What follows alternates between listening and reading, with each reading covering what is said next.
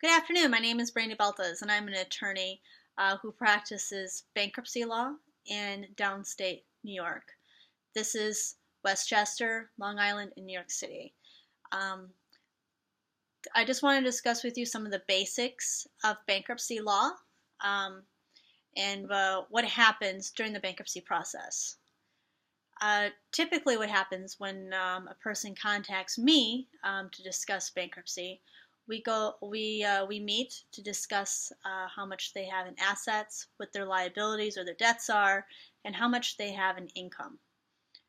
With these three factors, my office is able to determine what type of chapter of bankruptcy they should file.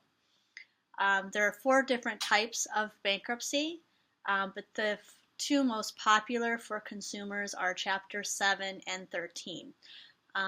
The differences between Chapter 7 and Chapter 13 is that a Chapter 13 has certain debt limits. Chapter 13 requires the debtor to pay off some of their debts, and it also is established that the debtor has some discretion to income in order to pay off these debts.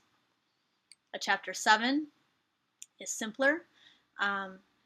It is typically when a debtor does not have enough discretionary income to pay off their unsecured debts.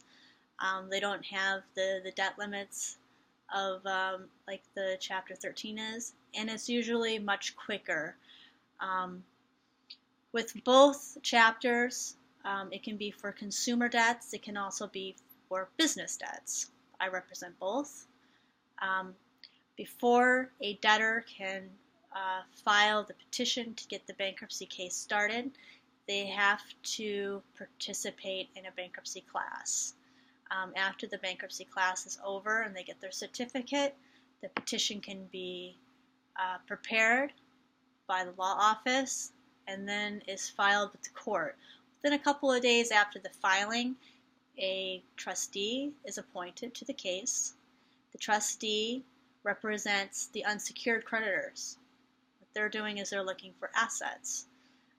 This is any sort of property that the debtor has that is considered not to be exempt by the state or by federal law, depending on what types of debts a person has. When the trustee is assigned, a 341 meeting is also set.